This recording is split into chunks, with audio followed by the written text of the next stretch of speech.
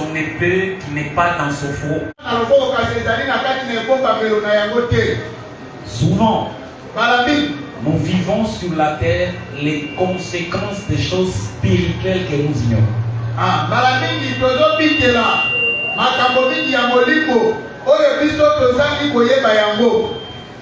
Un homme intelligent peut se demander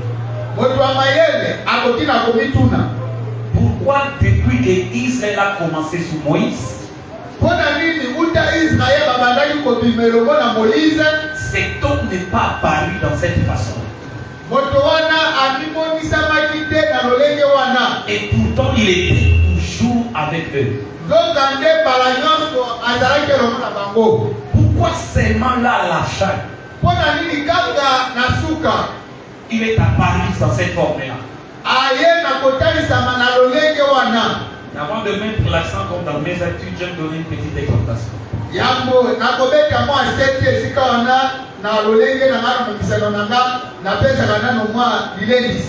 Vous savez, dans la vie, des fois, nous nous compliquons nous-mêmes pour rien.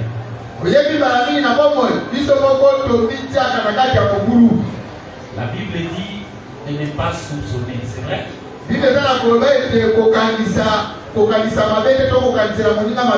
Mais comme tu es net,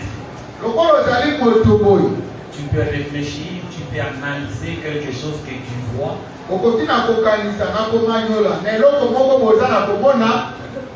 Quelque chose qui te dépasse. Tu peux chercher à savoir de quoi il est question. Vous me comprenez? Mais faites attention que tes analyses ne te permettent pas de prendre une décision. Tu chercheras de nul ou nul autre pour rien.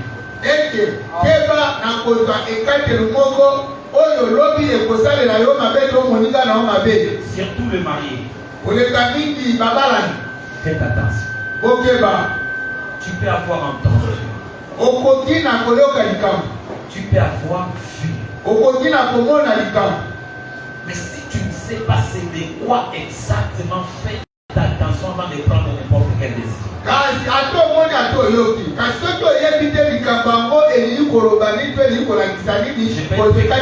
Je peux être clair pour vous faire comprendre de quoi je parle.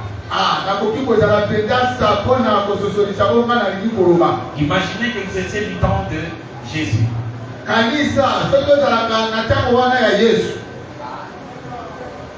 Vous descendez de la source. Vous le voyez là de loin. En train de parler avec une femme. Une femme prostituée. Et là tu te tiens à côté. Tu peux analyser. Ça fait combien de heures qu'ils sont ensemble? Parce qu'ils sont partis, ils sont restés à deux.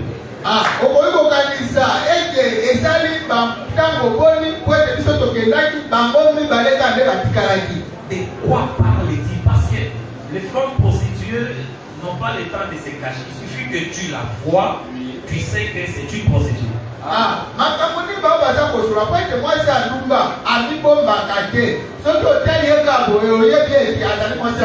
Et comment Jésus accepte de parler avec une telle femme pendant quelque temps?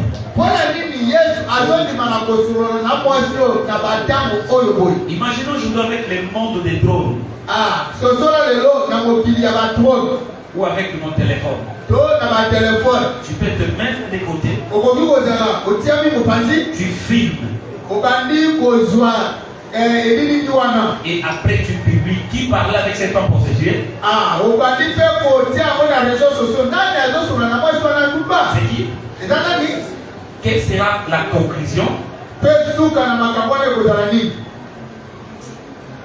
Ok, Nicolo, ne sois pas trop spirituel. On publie Jésus, on publie un pasteur, on publie un chanteur, on publie ton mari en train de parler avec une femme prostituée. Toi en tant que femme, de loin quand tu regardes ces images, comment tu vas agir?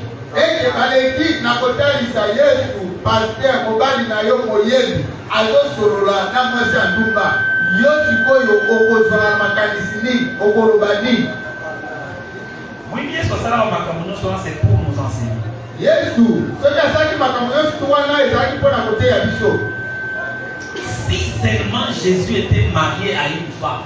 Ce qui cache Yesu abala na kana mwesi moko ya nzoto boy. Je ne sais pas ce qui s'est passé ce soir là Jésus. Ebite na pokwa wana elingaki kosala batoko koma ni. Toi Jésus. Yes. Avec cette femme là. Na mwesi wana tuba. Tu es un aventurier, tu dis être fils de Dieu. Qu'est-ce que tu parles avec? Otapenda moto aventurier. Lozo ozamona na zambe. Sikona mwesi wana tuko bakasala na ebi.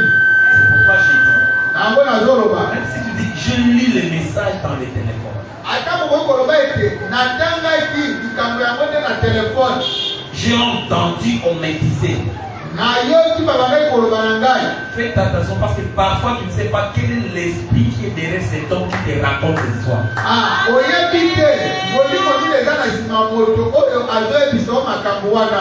Imaginez Jésus qui s'est sacrifié. Qui marchait dans la crainte de Dieu. Qui priait. Ses propres disciples ne l'ont jamais vu faire quelque chose de mal. Et quand on l'a vu parler avec la femme prostituée, ils se sont dit, qu'est-ce qu'ils sont en train de parler? Écoutez-moi frère et soeur. Même si tu marches dans la crainte de Dieu, les soupçons ne vont pas te craindre.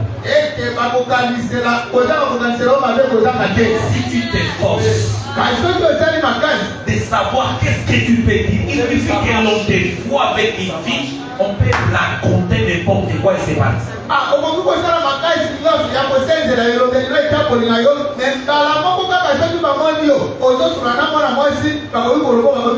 Est-ce que vous savez, tu peux trouver une fille ou une femme qui est malade? Tu demandes pourquoi tu es malade, tu dis simplement parce que mon mari me fait des aventures alors que son mari est innocent.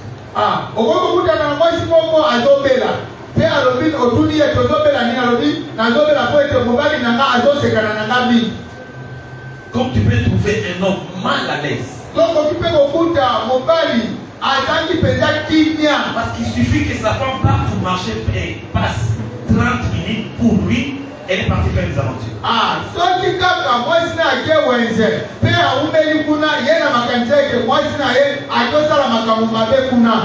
Tu vas te nuire pour rien. Ce que tu fais comme analyse, il ne faut pas prendre une décision simplement sur base de ce que tu as entendu ou ce que tu as vu.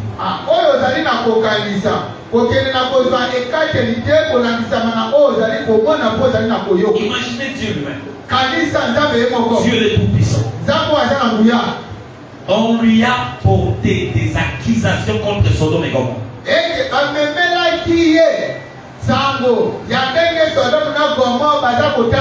Vous savez comment Dieu agit? Il est descendu vers Abraham. Oui. Il lui a dit tout ce qu'on a raconté sur Sodome et Gomorrhe. Oui. Et qui est monté vers moi. Je n'ai pas décidé parce qu'on l'a accusé.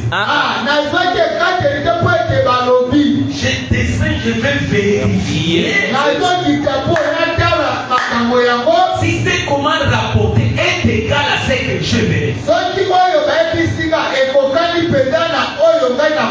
Mes frères, il y a beaucoup de gens qui en fait sont ensemble mais en réalité sont séparés à cause de méfiance inutile. Non,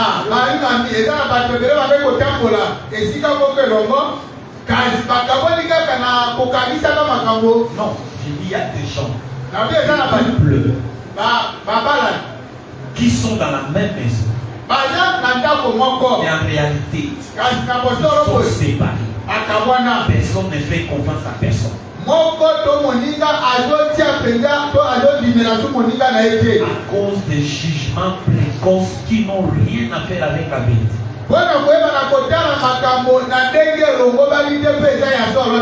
Est-ce que vous savez que Joseph était emprisonné en tant qu'innocent? Qui savait que Joseph était innocent? Seulement cette femme-là. Mais les autres, dès qu'ils ont appris, Joseph a fait des aventures avec la femme de Potiphar. C'était terminé. Joseph, un pasteur aventurier. Donc Dieu savait. Joseph était innocent.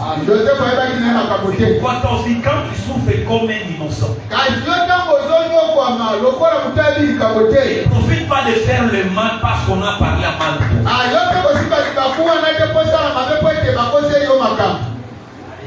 Il y a des gens qui se sont dit parce que au monde où on s'accueille, ne tombe pas dans ces pièges. Même s'ils pensent à mal de toi, toi reste innocent parce que tu crains Dieu, tu ne crains pas l'homme.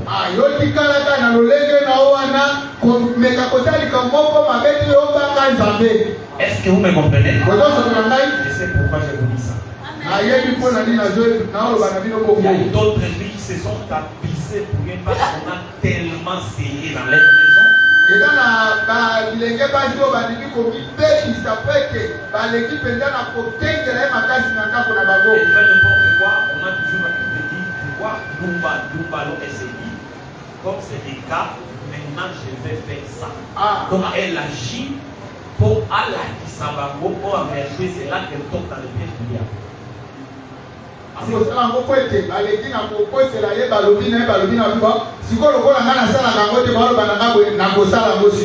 pourquoi je dis, toi fille de Dieu, toi un homme qui craint Dieu, malgré tout ce qu'on parle contre toi alors que tu es innocent, garde votre cap dans l'innocence et marche dans la crainte du Seigneur.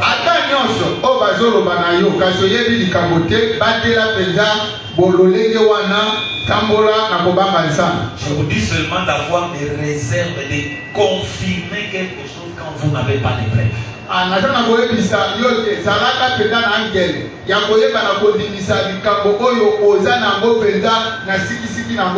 Est-ce que c'est clair? Que Dieu nous fasse grâce. Et cette situation ne cesse à déstabiliser beaucoup des églises, beaucoup des foyers, beaucoup des entreprises. Moindre soupçon on conclut. Et des fois la femme ferme ses bagages et dit je n'en fais pas parce que alors que ça n'a rien à faire avec la vérité.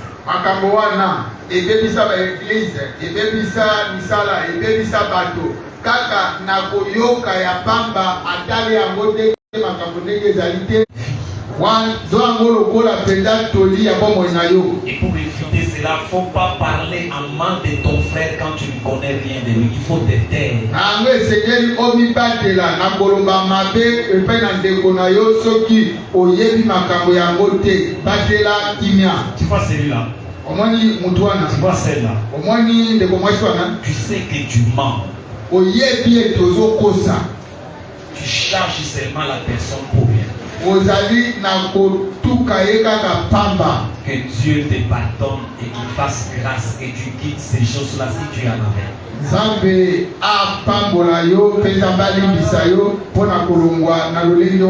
Et si tu viens dans une église quelque part, il faut savoir avec qui tu peux être ensemble. Quelqu'un commence à te raconter des choses qui ne sont pas dites. Tu vas cette tu vas dire s'il vous plaît, c'est pas pour cela que je suis venu ici.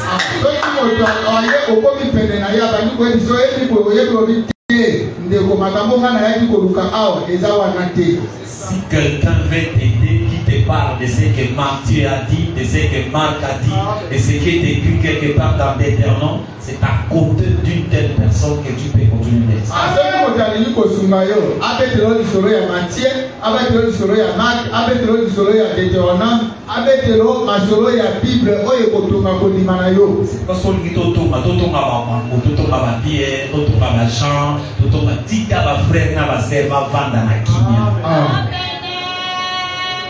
Vous avez compris? Que le Seigneur nous bénisse. J'ai dit ceci. Ce n'est pas pour rien que cet ange arrive là à la fin de leur marche ezali pamba te mwasi oyo aya komonana kaka na suka ya kotambola na bango. Pourquoi j'insiste là-dessus? Mpona nini nazobeta sete Parce que corona? j'ai dit le peuple était près de monter. Po ete naza koloba ete libota bazalaki penepene na komata. Avant de monter, Yango na komata, un travail devrait être fait par celui qui est descendu. mosala moko esengelaki esalama na moto oyo akitaki. Je prends encore dans le livre de Josué pour comprendre ce que je suis en train de dire. Nazwi lisusu na buku ya Josue mpona kososola oyo toza na koloba. Dans le dernier passage Na ntangi ya suka de Josué, ya Josue, écoutez ce que lui-même a dit. yoka oyo ye moko Josue alobaki. Parce qu'il se peut que tu sois en train de lire quelque chose que tu ne comprends pas très bien. Ekoki kosala ete oza na kotanga eloko moko to litangi moko songolo oza na kosimba yango malamu te. Verset 6, verset 11 à 13. Molongo ya motoba topumbwe molongo nzobi na moko na motoba tokei. Vous comprenez que Josué 5 est déjà passé. Oyeke Josue asi. Donc vous vous mettez dans notre contexte. Mitia bela na kati na komi na biso. Josué 5 est déjà passé. Josue asi alekaki. Maintenant nous arrivons dans Josué combien? Tokomi na Josue koni 24. Josué chapitre 24. Regarde, j'ai dit ceci. Nazoloba boye. Israël avait commencé leur marche où? Israël babandaki kotambola na bango wapi? En Égypte. Na Égypte. Je vais écrire ici. Nakomi awa. Égypte. Égypte. C'est là où les choses commencent. Kuna nde esika makambo ebandaki. Ils avancent. Azopusana. Ils arrivent quelque part dans Josué 5. Akomi na esika moko songolo na Josué 5. Après avoir traversé le Jourdain. Na nsima na kota kokatisa ebale ya Jourdain. C'est en ce moment que l'ange qui est appelé le chef de l'armée est arrivé. Na ntango wana nde mwasi oyo babengi mokonzi na bapinga ayaki. Vous me comprenez? Ososoli. L'étape la passe. Ntango eleki. Ils entrent dans le pays. Bakoti na mboka. Ils sont dans Josué. Maintenant, je lis Josué 24. Siko tokomi na Josué 24. Est-ce que vous me comprenez? Ozososola. Entrez dans notre logique pour comprendre ce que nous voulons communiquer. Maintenant, on commence à raconter l'histoire de ce qui s'était passé. Dieu lui-même parle à Israël. C'est que lui a fait pour que Israël arrive dans ces pays-là. Vous me comprenez? Lisons maintenant. C'est l'Éternel qui parle par Josué. Je fis sortir vos pères de l'Égypte. Vous voyez le mot Égypte? C'est ce que vous avez écrit là-bas. Pendant que Dieu parle là, où se trouve Israël? Voilà. C'est ça ce que je voulais. Il faut que tu sois dans la logique. C'est que Israël est déjà dans les Canaan. Est-ce que vous comprenez? Dans le pays promis. L'Éternel commence à leur rappeler leur parcours. Vous me suivez maintenant? C'est dans cette logique-là que j'ai dit. Je fis sortir vos pères de l'Égypte. Et vous arrivâtes à la mer. Les Égyptiens poursuivirent vos pères jusqu'à la mer Rouge avec des chars et des cavaliers. 11.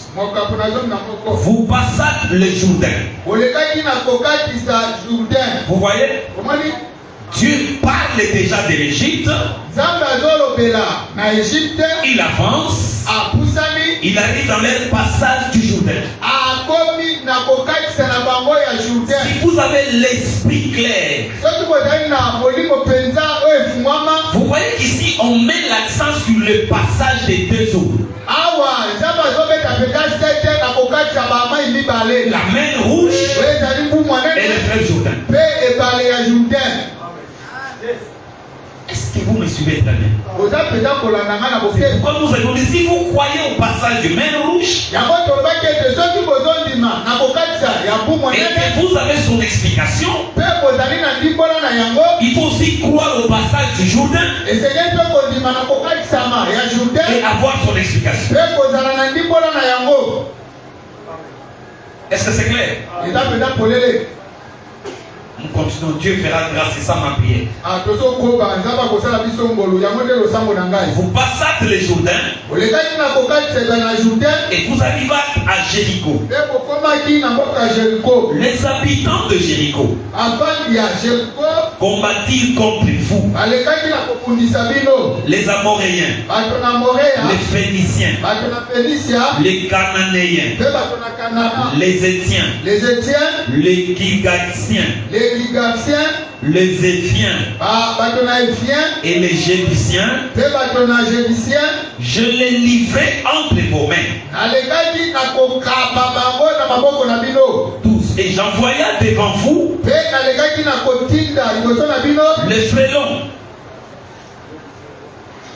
les frélons qui le chassèrent loin de votre face. Les frélons, ce n'est pas les hommes. Bon, comprenez la faiblesse de...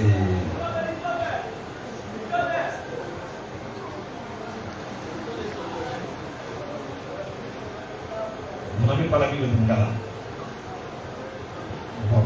Qui les chassèrent loin de votre face, comme les deux rois des Amoréens. Ce ne fut pas par ton épée, ni par ton arc. 13. Je vous ai donné un pays que vous n'aviez point cultivé, des villes que vous n'aviez point bâties, et que vous habitez des vignes et des oliviers que vous n'avez point plantés et qui vous servent de nourriture. Je ne sais pas si vous allez voir, c'est ça ma question. Mais que Dieu fasse. Il dit quoi? C'était votre épée? C'était l'épée de qui? En effet, pour prendre possession du pays, il fallait que l'épée puisse faire le travail. Est-ce que vous comprenez? Le pays était là devant eux. Mais l'Éternel dit à ce peuple, quand vous êtes entrés ici, il fallait que l'épée travaille. Mais cette épée n'était pas votre épée. Est-ce que vous comprenez? Parce que le pays était barricadé. Pourquoi le pays était barricadé? Suivez-moi maintenant très bien. Dans l'esprit de Dieu, depuis ce qu'il a commencé à faire en Égypte, l'esprit qui s'opposait aux enfants d'Israël, qui était dans Pharaon. Pharaon est mort, mais cet esprit n'était pas mort.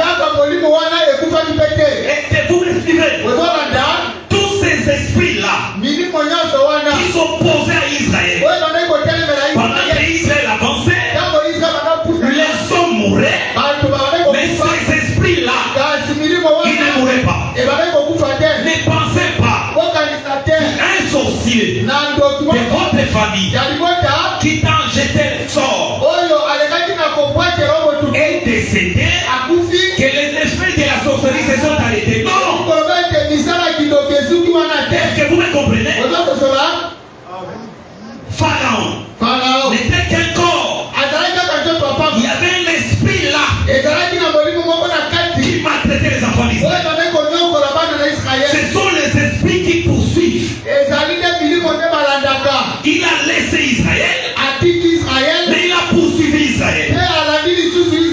tu as vaincu un esprit, ce n'est pas fini. Je peux être clair. Si aujourd'hui tu es victime de masturbation, victime de critiques, dans l'inimitié, dans la sorcellerie, et que tu abandonnes cela, tu as vaincu, mais ce n'est pas fini. Tôt ou tard, ces esprits te poursuivent encore. Est-ce que vous me comprenez? Des esprits poursuivent. C'est pourquoi vous remarquerez une fille qui est tentée à ces choses-là. Tu verras un garçon venir à toi. Peut-être ce n'est pas le genre de garçon que tu aimes. Mais l'esprit qui est dans ces garçons-là, quand tu l'as vaincu, il va t'amener le genre de garçon que tu aimes. Il change de corps, mais c'est le même esprit qui cherchera à te séduire. Est-ce que vous me comprenez? Quand tu as vaincu un esprit, que ça ne soit pas parce que les garçons n'étaient pas beaux. Non. Que ça ne soit pas parce que les garçons n'étaient pas beaux. Mais que ça soit selon l'enseignement. Parce que tu t'es dit, je suis fille de Dieu, je ne suis pas marié, que les garçons soient beaux, qu'ils soient riches, qu'ils soient pauvres. Ce n'est pas mon problème, je tiens à la parole. Est-ce que vous me comprenez? Les esprits sont méchants. Remarquez, les esprits qui se sont opposés ici. Quand Israël avançait, ces esprits-là ne les abandonnaient pas. Vous me suivez? Voici Israël qui est arrivé ici. Il vient de traverser le Jourdain. Qu'est-ce qu'il reste? Prendre possession du pays. Même ce que tu as préparé pour toi, tu ne le prendras pas avec facilité. Je réponds. Même si Dieu t'a dit quelque chose par la prophétie, n'attendez pas la facilité. Avant que Israël sorte de l'Égypte, Moïse leur avait dit que je vous conduirai dans un pays, le plus beau de tous les pays. Ce n'est pas ça. Et voici Israël qui vient de traverser le Jourdain. Mais la Bible dit le pays était barricadé. Personne n'entrait, personne ne sortait. Si vous avez l'intelligence, dans Jéricho, quand les deux espions sont entrés, ils ont été logés dans la maison de qui? Vous savez ce que Rab les a dit? Rab les a dit ceci. Depuis votre sortie de l'Égypte, tout ce que vous avez fait, nous ne sommes pas venus. C'est que l'ennemi qui est devant toi, il a le succès que tu as fait dans ton parcours. Est-ce que vous me comprenez? C'est que l'étape de Jéricho est très difficile parce que l'ennemi connaît tes points forts.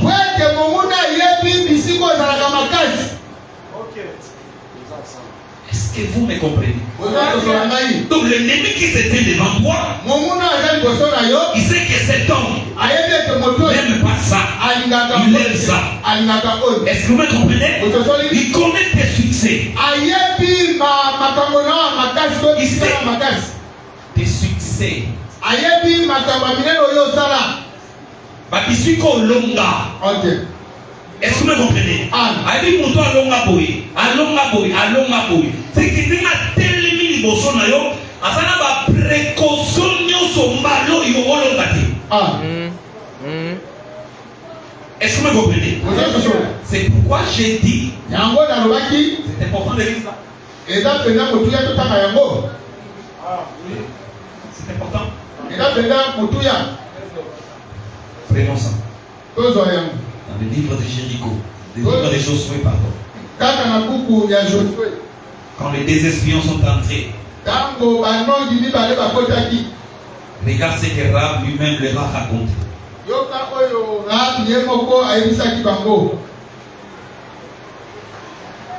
ne pas beaucoup lire. Pour ne pas beaucoup lire. Nous prenons le point essentiel à partir du verset 9. On commence par le verset 8 pour être clair. Avant que les espions ne se couchassent,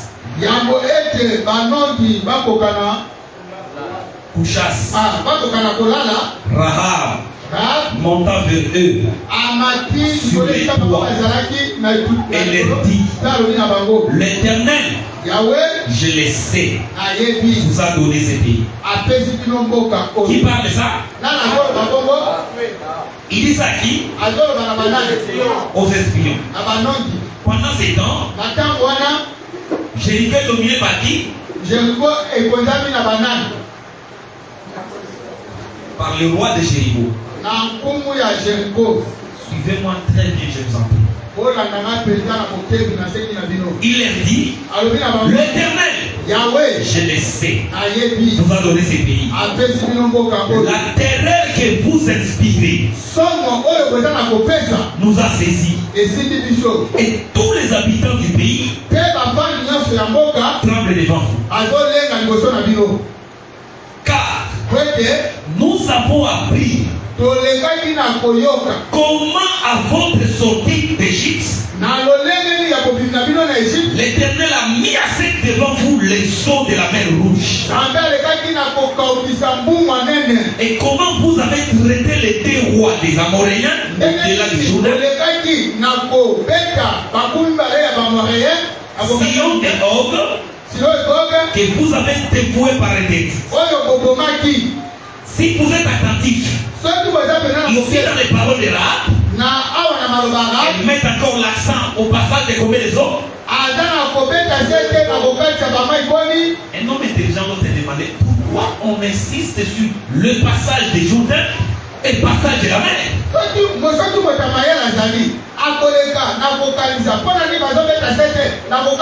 Il y a quelque chose là-dedans. Est-ce que c'est clair? Maintenant, remarque. Il dit ceci. Même si tu vois le roi là, dès qu'il dit nous résistons, mais en réalité, vous inspirez la terreur. C'est que l'ennemi qui est devant toi, il résiste dans l'apparence,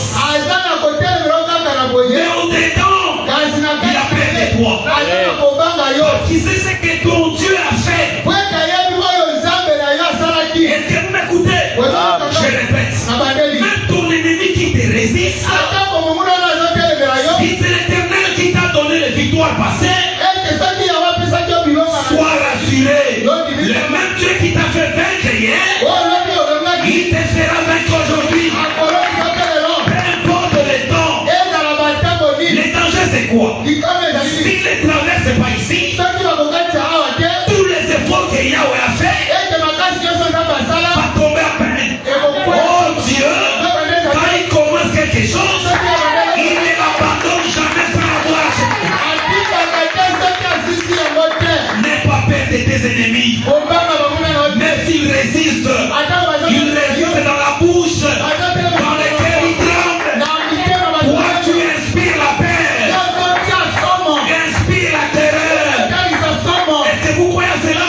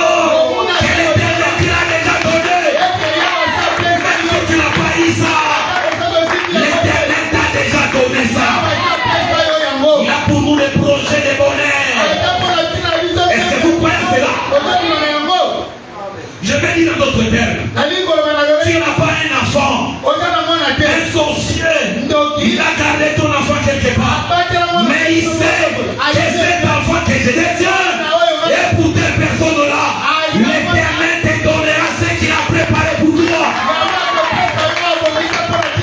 Même si l'ennemi qui se tient là devant toi, il ne restera pas toujours. Il ne restera pas toujours. C'est comme quand tu fais une délivrance. C'est comme quand tu fais une délivrance. Tu verras un esprit résister. Quand même il résiste, il sait que ma résistance ne sera pas pour toujours. Il finira par partir. Parce que devant l'Éternel, personne ne peut tenir à jamais en opposition. Jamais.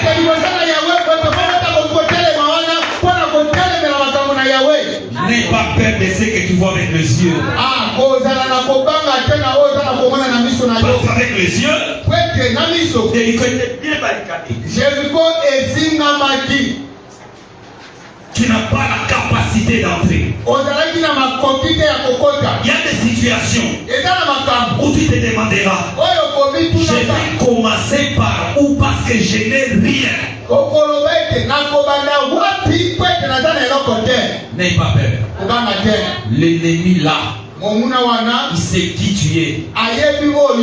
Comment tu es né. Il y a quelqu'un qui est derrière toi. C'est pourquoi mes frères, j'aimerais que nous puissions comprendre très bien ce qui se passe. Regardez bien.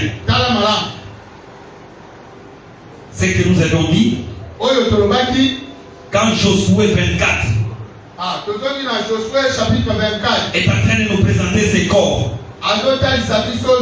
L'Éternel dit lui-même, c'est dans ce moment-là qu'il y avait l'épée. Mais seulement l'épée là, ce n'était pas l'épée de l'homme. Non, ça j'aime ça. Il y a des combats qui sera pour votre victoire. Et que tu n'appliqueras aucune force pour vaincre. C'est pourquoi l'ange de l'Éternel est descendu avec son épée. L'épée n'était pas contre Israël. L'épée était contre Jéricho, qui avait la ville barricadée. Comme vous comprenez ça, c'est que dans Jéricho, qui se tenait là, c'est tous les esprits méchants. Et c'est peut de prendre la prophétie que Moïse avait faite. Essayons de prendre tout ça. C'est que Moïse lui-même avait dit. Deutéronome 9. À partir du premier verset, Moïse a dit ceci. Écoute Israël. Tu vas aujourd'hui. Tu vas aujourd'hui passer le Jourdain. Pour te rendre maître des nations. Plus grande et plus puissante que toi. Des villes grandes. Fortifiées jusqu'au ciel. D'un peuple grand. Et de haute taille. Les enfants d'Anak. Que tu connais. Et dont tu as entendu. Qui pourra tenir contre les forces des enfants d'Anak? Sache aujourd'hui que l'Éternel, ton Dieu, marchera lui-même devant comme un fait dévorant. C'est lui qui les détruira. Il les humiliera devant toi et tu les chasseras. Tu les feras périr promptement. Comme l'Éternel te l'a dit. Les fils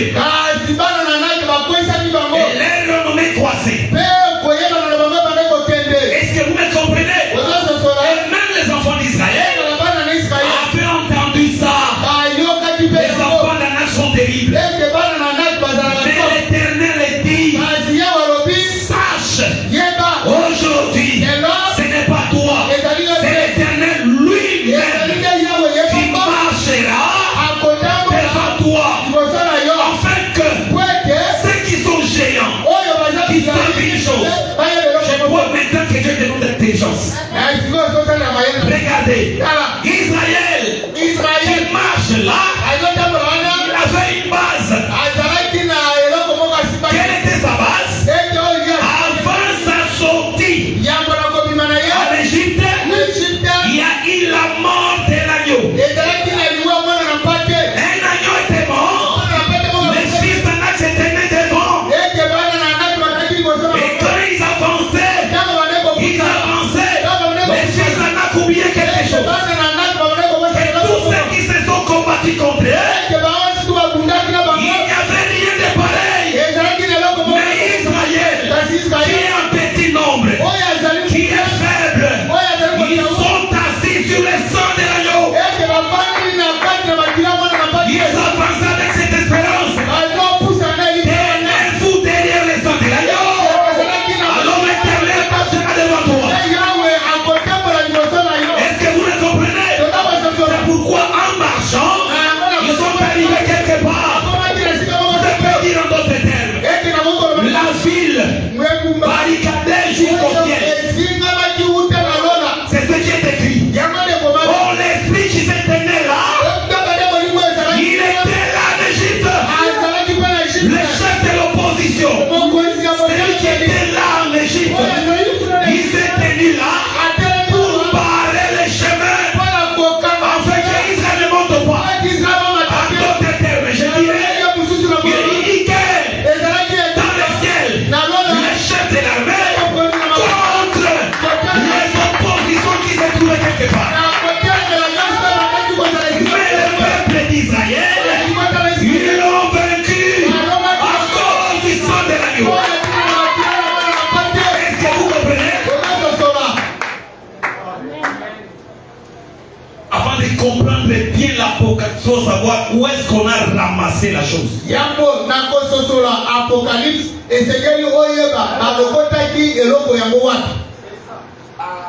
Le combat final. On a toutes les informations de ce que Dieu a fait pour vous depuis le commencement.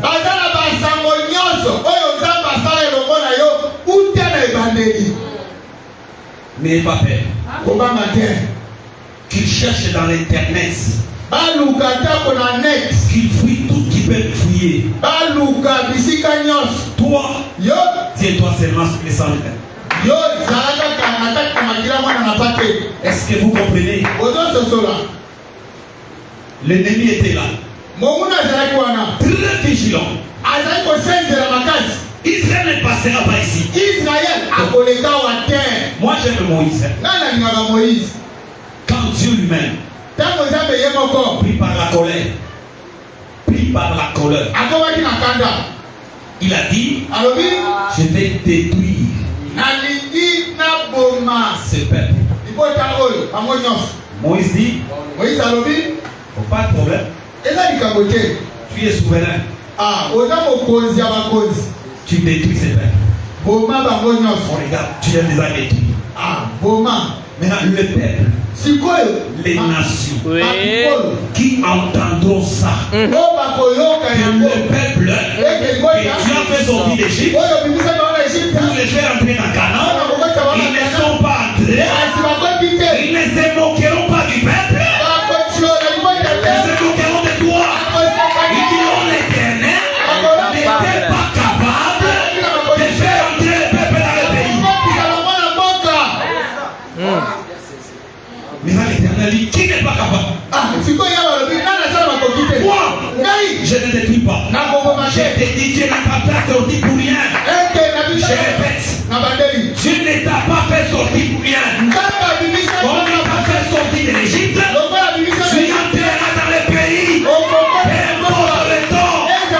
Les gens qui entreront dans le pays, ils ne créeront pas de nouveaux êtres. Il ne créera pas de nouveaux êtres. Parce que l'intention de Dieu, c'était de créer les êtres nouveaux qui n'ont pas été en Égypte. Dans ces cas-là, ce seraient les saints qui n'ont pas vécu sur la terre, qui entrera dans les cieux. Or, le plan de la rédemption, c'était de prendre ceux qui étaient des pécheurs et qui l'a sauvé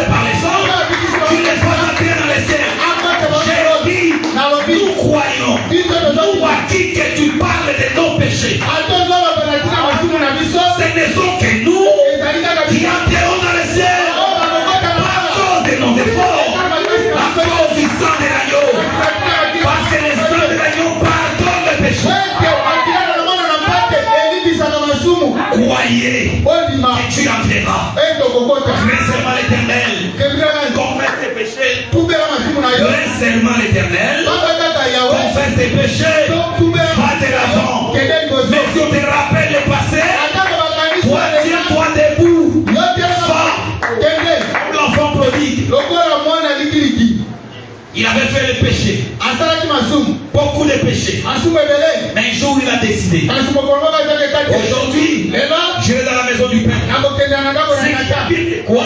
Des prostituées. Ce qui est bien, c'est quoi? C'est prostituée. Avec qui cette fille s'était prostituée? Il connaissait. On pouvait l'appeler un ex-saint. Parce que quand il est venu, il était saint. Quand il a commencé à pécher, un ex-saint. Et il s'est prostitué. Il a fait tout. Écoutez-moi ici très bien. Les jours qu'il a décidé, il n'a pas fait une confession biblique. Il n'est pas parti dire avec qui il commettait les péchés. C'est terminé. La vraie décision, c'est prendre dans les secrets. Quand même le mal qu'on a fait est devenu public. Je reprends.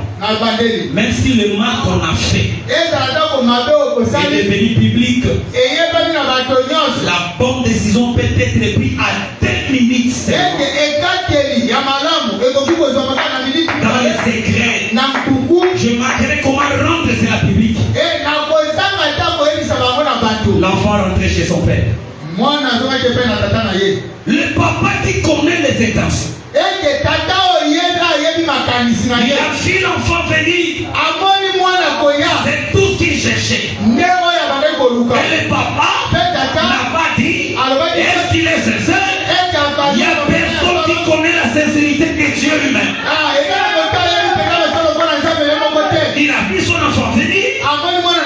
Pour lui, il fait une lecture différente de toi.